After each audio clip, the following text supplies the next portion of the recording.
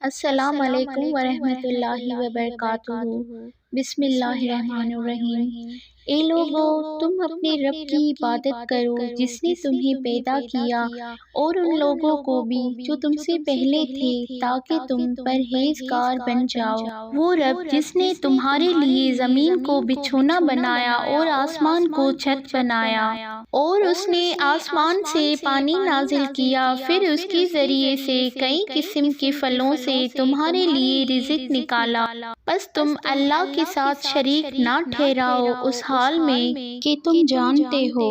اور اگر تم اس قرآن کے متعلق شک میں ہو جو ہم نے اپنے بندے پر نازل کیا ہے تو تم اس جیسی ایک صورت لے آؤ اور اللہ کے سوا اپنے مددگاروں کو بھی بلاؤ اگر تم سچے ہو۔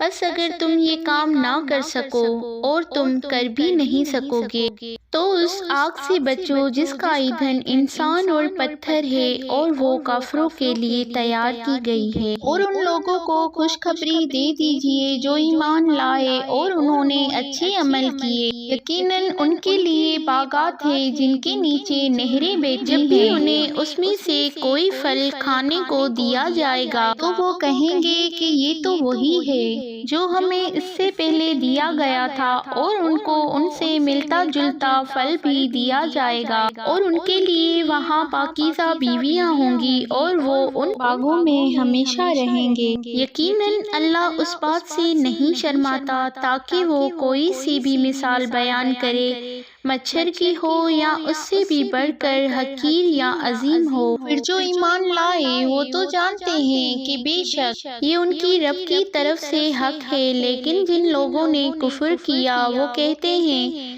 کہ ایسی مثالیں پیش کرنے سے اللہ کی مراد کیا ہے؟ اللہ اس سے بہتوں کو گمراہ کرتا ہے اور بہتوں کو ہدایت دیتا ہے، اور وہ ان سے نافرمانوں کے سوا کسی کو گمراہ نہیں کرتا۔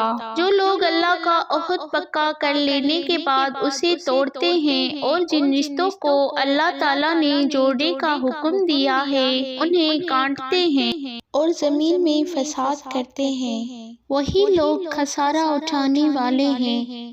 تم اللہ کے ساتھ کیسے کفر کرتے ہو حالانکہ تم مردے تھے، پھر اس نے تمہیں زندہ کیا، پھر تمہیں موت دے گا، پھر وہی تمہیں زندہ کرے گا، پھر اسی کی طرف تم لوٹائے جاؤ گے۔ وہی ہے اللہ جس نے تمہارے لیے پیدا کیا سب کا سب جو کچھ زمین میں ہے، پھر وہ آسمان کی طرف متوجہ ہوئے، پھر ٹھیک کر کے 7 آسمان بنا دیے، اور وہ ہر چیز کو خوب جاننے والا ہے۔